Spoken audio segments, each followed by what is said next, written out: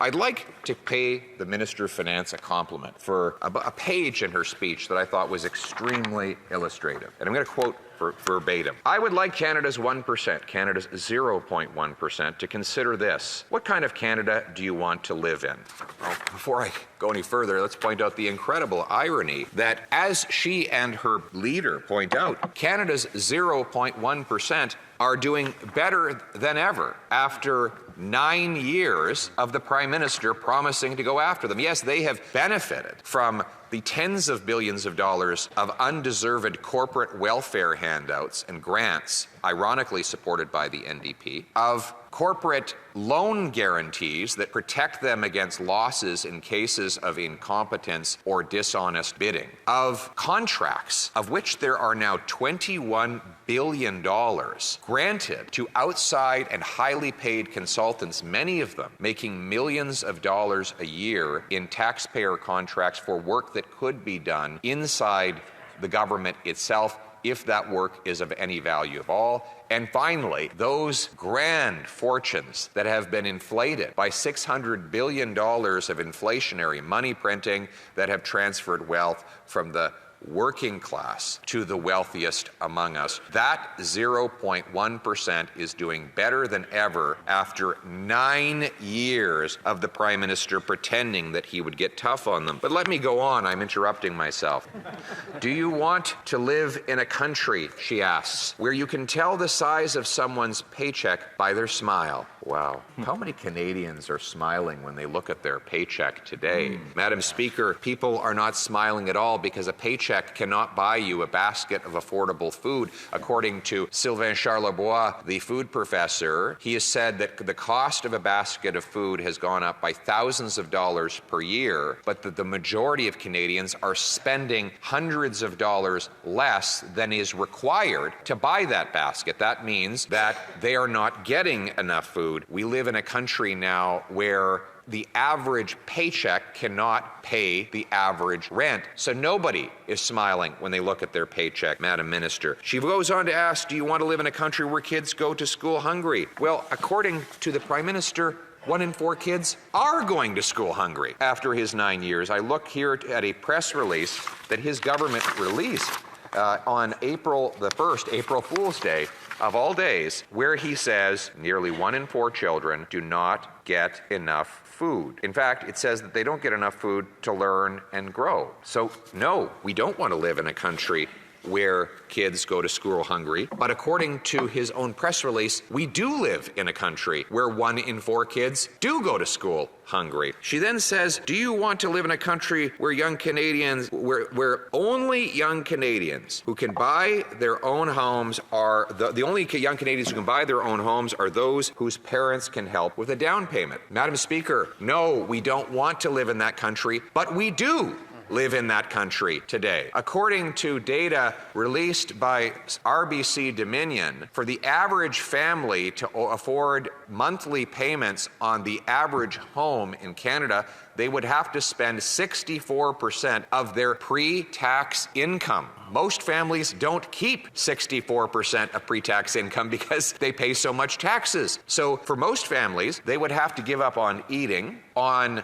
recreation, on clothing themselves, on transportation, to be mathematically capable of making payments on the average home. So the young people, for them, it's even worse because they do not have a nest egg. They cannot actually afford a down payment that has doubled in the last 9 years. And that is why 76% of Canadians who don't own homes tell pollsters they believe they never will. So, Madam Minister, do we want to live in a country where the only young people who can afford a down payment are those whose parents can pay it for them? No, but that is the country we live in today. Do you want to live in a country where we make the investments we need in healthcare, in housing and old age pensions, but we lack the political will to pay for them and choose instead to pass a ballooning debt onto our children?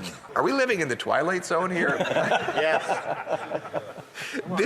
This is her words. Do we want to live in a country where we pass the bill onto our children with ballooning debt, she asks. as she's ballooning the debt, adding $40 billion to the debt as she gives a speech about the perils of passing on ballooning debt to our children, as she is the finance minister for the government that has added more debt than all previous governments combined in the preceding century and a half. It's worth noting that the Prime Minister has added his deficits as a share of GDP were bigger than we had in World War I, in the Great Depression, in the Great Global Recession of 2008 and 9. And I should also note that the majority of debt that has been added under this Prime Minister was unrelated to COVID. So the dog ate my homework excuse of blaming COVID for all of that is wrong in Canada no longer works. I will add that we are now 3 years past COVID, and the deficits and debt continue to grow, putting a lie to that entire endless, nauseating excuse that the government has made. This Prime Minister has added so much debt that we are now spending more on interest for that debt than we are on health care. $54.1 billion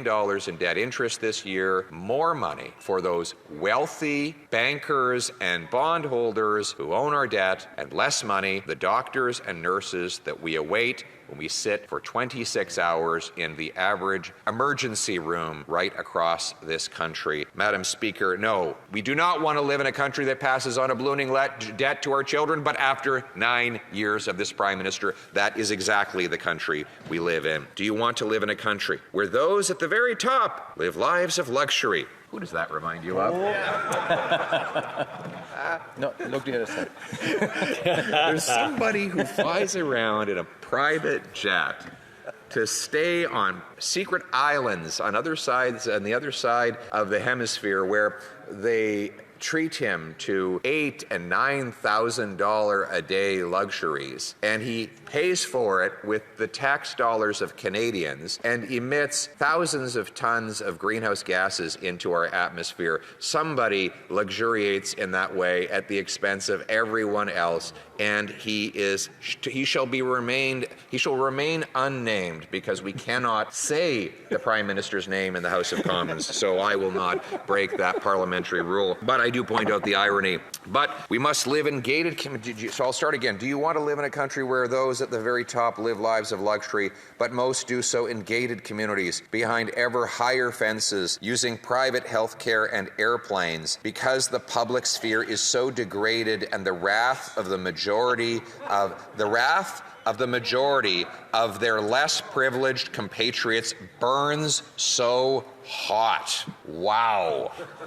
She says that the wrath of the majority of the less privileged compatriots burns so hot. Madam Speaker, she's right that some people don't have the ability to live in gated communities behind armed guards. Those people are told that they should leave the keys next to the doors so that the car thieves can just walk in and peacefully steal their cars. Madam Speaker, you go to the communities across this country that are being ravaged by crime, chaos, drugs, and disorder. What she describes is exactly what is happening after 9 years of this government. We have nurses in British Columbia hospitals that are terrified to go to work because this Prime Minister, in collusion with the NDP Premier of BC, has decriminalized hard drugs and allowed the worst criminals to bring weapons and narcotics into their hospital rooms where they can't be confronted. We have 26 international students crammed into the basement of one Brampton home. We have a car stolen every 40 minutes in the GTA. We have 100% increase in gun killings across this country. Madam Speaker, we have communities where people who are terrified to go out. We have small businesses across Brampton and Surrey that are receiving letters weekly warning them that if they don't write checks for millions of dollars to extortionists, their homes will be shot up and their children will have bullets fly through the windows as they are sleeping. That is life in Canada today. So do we want to live in that country? No, we don't want to live in that country. And after 8 years of rising costs, rising crime, and rising chaos, this Prime Minister is not worth the cost, and we will replace him with a common sense conservative government that will bring home the country.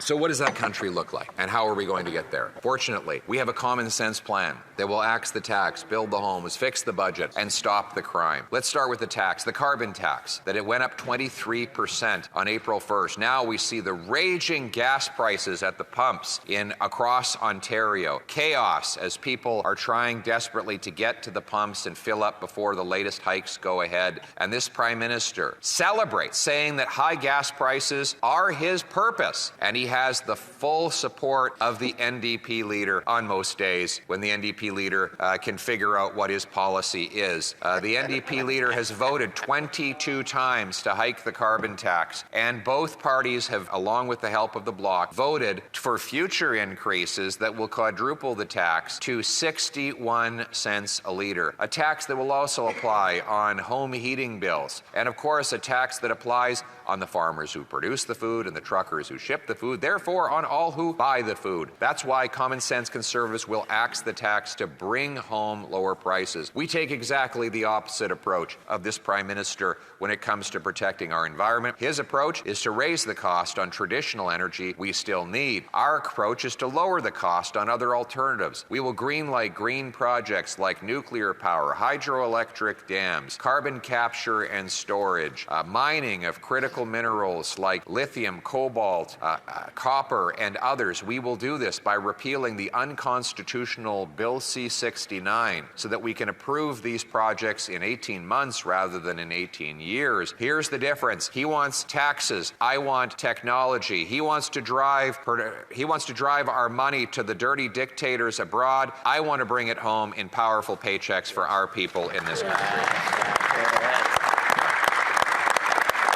The same approach that will allow us to unleash energy abundance and affordability is the approach we will take to build the homes. That is to say, getting the government gatekeepers out of the way. Why do we have the worst housing inflation in the G7 after 9 years of this Prime Minister? Why have housing costs risen 40% faster than paychecks? By far the worst gap of any G7 country. Why did UBS say Toronto was the worst housing bubble in the world, Vancouver the third most overpriced when comparing median income to median house price, according to Demographia? Why? Because we have the worst bureaucracy when it comes to home building. After 9 years of this Prime Minister, Canada has the second slowest building permits out of nearly 40 OECD countries. These permitting costs add $1.3 million to the cost of every newly built home in Vancouver, $350,000 to every newly built home in Toronto.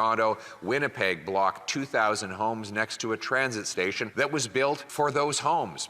The city of Montreal has blocked 25,000 homes in the last 7 years. And there are literally hundreds of thousands of homes that are waiting to be built but are locked up in slow permitting processes. And what do we have as a solution? Well, the Prime Minister has taken the worst immigration minister in our country's history, the guy that the Prime Minister blamed for causing out-of-control temporary immigration to balloon housing prices, and put him in charge of housing. Now, since that time, that minister has said that his housing accelerator fund of $4 billion doesn't actually build any homes.